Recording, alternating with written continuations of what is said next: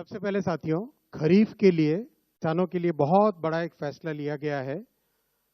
आप सब जानते हैं कि खरीफ की फसल में जिस तरह से पिछले 10-11 वर्षों में मैसिव वृद्धि की गई है एमएसपी की, उसी कड़ी में सीएसीपी की रिपोर्ट पर 2025-26 के खरीफ मार्केटिंग सीजन के लिए आज कैबिनेट में एमएसपी अप्रूव हुआ है। टोटल अमाउंट इसका 2,07,000 करोड़ के आसपास का एस्टिमेट किया गया है। और जैसा कि प्रधानमंत्री श्री नरेंद्र मोदी जी ने प्रतिबद्धता दिखाई है किसानों को उनकी कॉस्ट के ऊपर 50% मिनिमम मार्जिन मिले, कम से कम मार्जिन मिले, उसका ध्यान रखा गया है। तो जितने भी क्रॉप्स हैं, हर एक क्रॉप के लिए कॉस्ट से 50% अधिक, कॉस्ट प्लस 50%, इस चीज का ध्यान रखा गया है। सीएसीपी अपना एक बहुत ही कॉम्प्रिहेंसिव स्टडी करता है, जैसा कि आप सब जानते हैं। डिमांड एंड सप्लाई सिचुएशन देखते हैं, ओवरऑल ग्लोबल प्राइसेस देखते हैं, भारत में कॉस्ट कितनी आती है उस सब को देखते हैं। इन सब को देख के रिकमेंडेशन करते हैं। ये इंडिविजुअल क्रॉप्स की एमएसपी है, 3 भाग में है।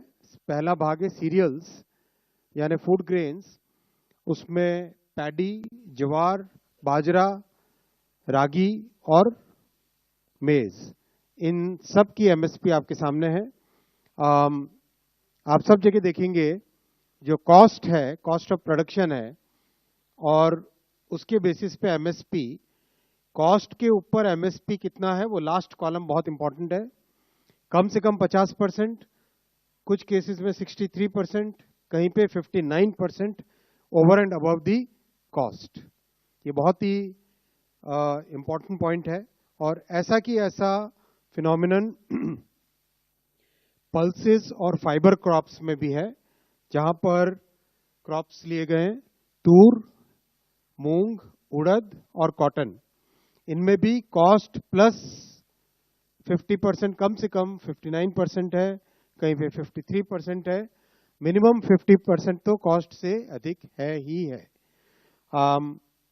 तीसरा ग्रुप है क्रॉप्स का, ये है ऑयल सीड्स। ऑयल सीड्स में groundnut, sunflower seed, soybean yellow, sesame seed और नाइजर सीड, इन सब में भी कॉस्ट प्लस 50% का पूरा ध्यान रखा गया है।